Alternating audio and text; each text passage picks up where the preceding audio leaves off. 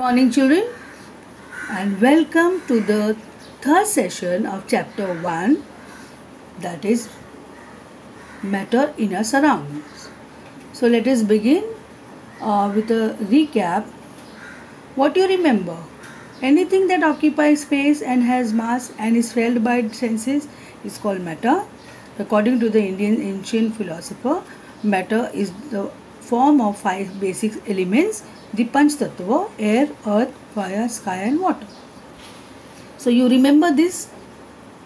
Just a quick recap.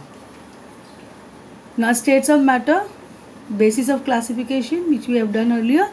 So you just need to have a recap of this.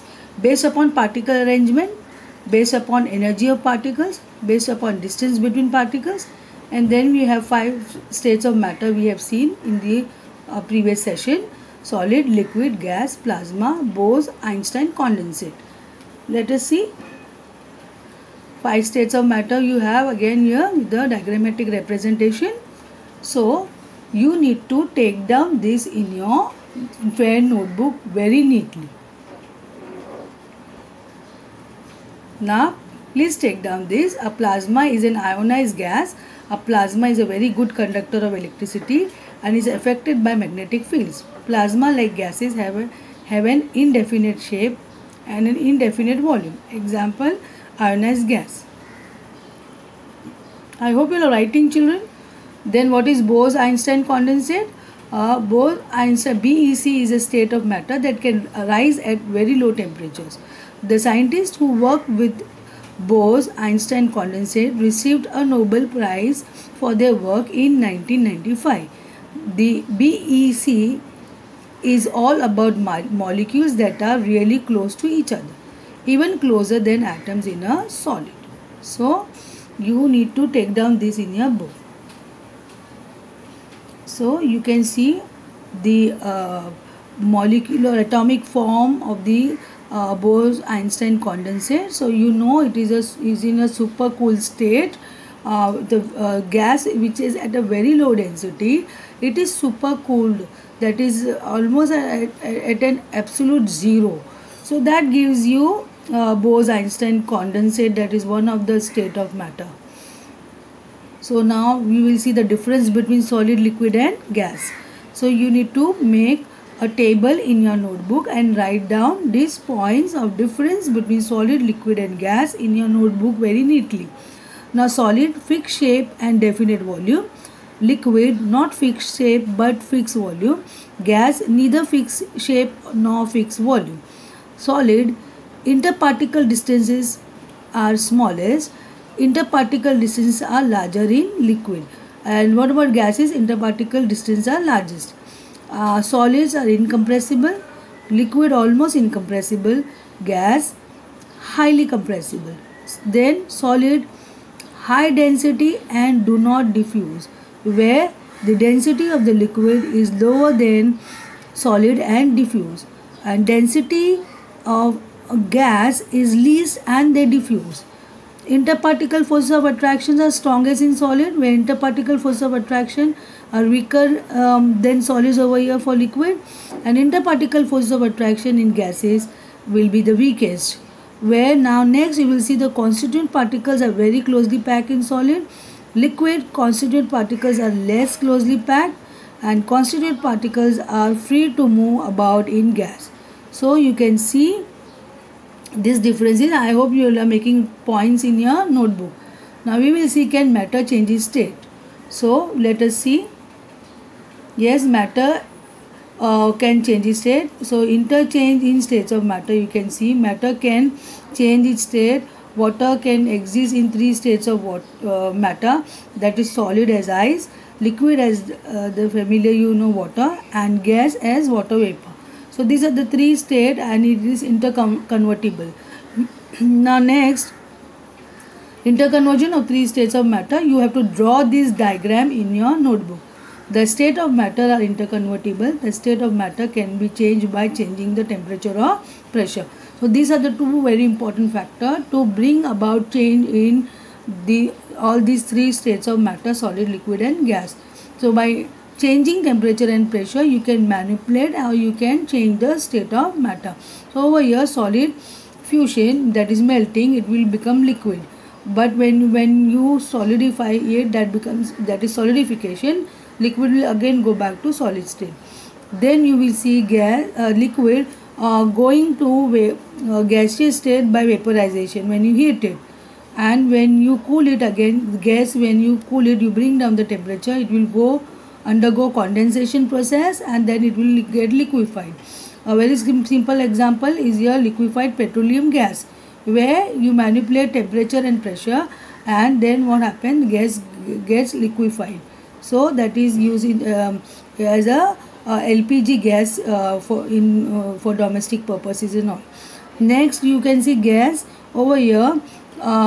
Some solids you can see they are sublimable. That means those sublimable substances, without going the intervening liquid state, directly goes to the gaseous state. Those are called sublimable substances, and the process is sublimation, which we have discussed in our previous session. So sublimation, solid will go to gas state, and again by manipulating the temperature and pressure, you can bring back gas to the solid state. So this is again interconvertible process. So you have to take down this very neatly in your notebook. Effect of change in temperature. So let us see the effect. The temperature effect on heating a solid varies depending on the nature of the solid and the condition required in bringing the change. So on increasing the temperature of solids, the kinetic energy of the particles increases, which overcomes the forces of attraction between the particles. Thereby, solid melts and is converted to a liquid. The temperature at which a solid melts to become a liquid at the atmospheric pressure is called its melting point. The melting point of ice is 273.16 Kelvin. The process of melting, that is change of solid state into a liquid state, is known as fusion. So this definition, student, should be written in your fair notebook. Next, we should see now over here effect of change of pressure. What happens when you change pressure? Increasing or decreasing the pressure can change the state of matter. Applying pressure and reducing temperature can liquefy gases. Solid carbon dioxide, which we have discussed in a previous session, is stored under high pressure. Solid carbon dioxide gets converted directly to gaseous state on decreasing of pressure to 1 atmosphere without coming into liquid state. So this is the reason that solid carbon dioxide is also known as dry ice, because it is not going to wet the surface, because it is skipping the intervening liquid state. So it is dry ice. Even if you keep it on the surface, it will not wet the surface. So this is how you bring the change in the state of matter, by manipulating or bringing some change in pressure as well. Here what is latent heat? The hidden heat which breaks the force of attraction between the molecules during the change of state. So you have to take down this, you have to make column and write fusion and vaporization. So what is fusion? That is melting is heat energy required to change 1 kg of solid into liquid. What is vaporization in the other column? Heat energy required to change 1 kg of liquid to gas at atmospheric pressure at its boiling point. So please make up note in your book, children. Next you are going to see evaporation. So this is a process, natural process. You need to understand it at a molecular level, at a particle level, what evaporation means. Till now you know that liquid evaporates on its own. That's why the level of the liquid goes down as the time goes. But then you need to know why does it happen. At a particle level you will understand it. So particles of matter are always moving and are never at rest. At a given temperature in any gas, liquid or solid, there are particles with different amount of kinetic energy. So now in the case of liquid, a small fraction of particles at the surface having higher kinetic energy is able to break away from the forces of attraction of the other particles and get converted into vapor.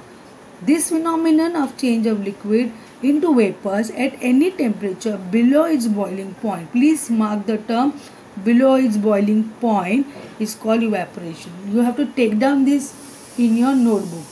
Now the process will be very clear with you with this diagram over here. evaporation is a surface phenomenon. So what happened, as discussed, particles on the surface will get enough energy to overcome the intermolecular forces of attraction between the molecules of liquid or water, if you take an example.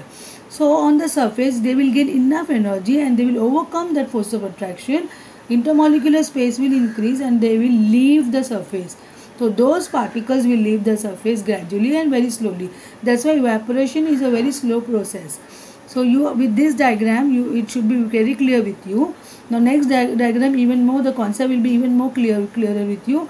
Over here, see the particles on the surface, high energy evaporating particles.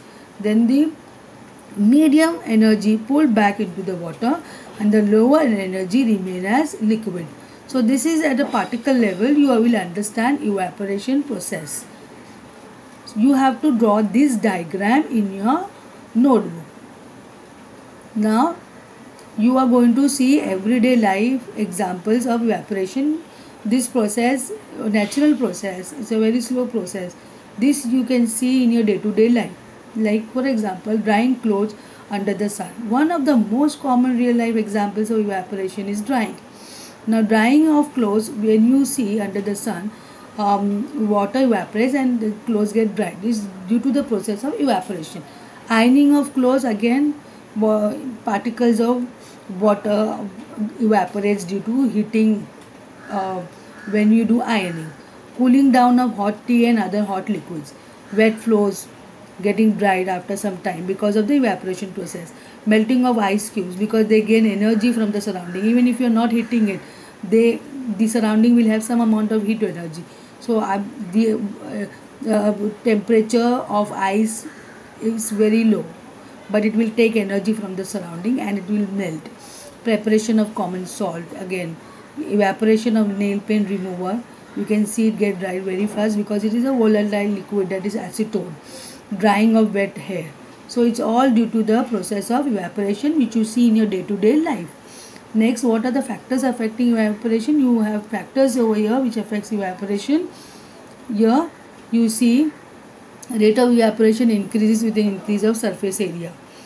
So these are the factors. First is the surface area. It increases with increase of surface area, decrease with decrease of surface area, directly proportional. And with the increase of temperature, more number of particles, they get enough energy, they can easily evaporate. So with the increase in temperature, evaporation will also increases. Humidity, if the humidity is high, what happens? The capacity of air to hold on more water will be less. So there the evaporation will be less. So in the rainy season, you see wet clothes takes time to dry because there is already a good amount of water vapors in air. So capacity of holding water is less. That's why due to humidity, it takes time for the clothes to dry. And wind speed, you see on the windy day, more clothes get dry faster. So these are the factors which will affect. You will discuss 4 factors here. Please take it down in your notebook. Evaporation causes cooling. The particles of liquid absorb energy from the surrounding to regain the energy lost during evaporation. So what happened when you must have experienced when you sweat a lot and after some time you feel due to heat you sweat a lot, and then after some time due to evaporation causes cooling, the clothes which get wet due to your sweat, it undergoes evaporation. So what happens when the particles leave the cloth surface, it will cause some cooling, so you feel better.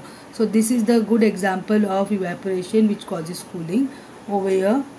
Next, when evaporation occurs, it absorbs all the heat from the surrounding.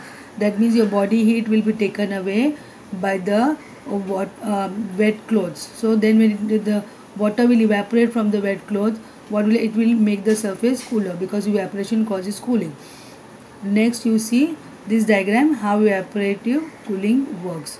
So this is how warm air and then evaporation happens, and then because of that evaporation it causes cooling effect in water. Then you have some example over here. You have to take down in your notebook, children. So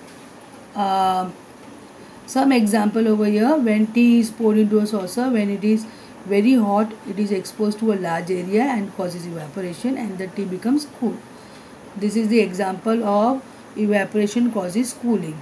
In summers, the water gets cool in an earthen pot because it is a fine pores in it through which seeps out and gets evaporated.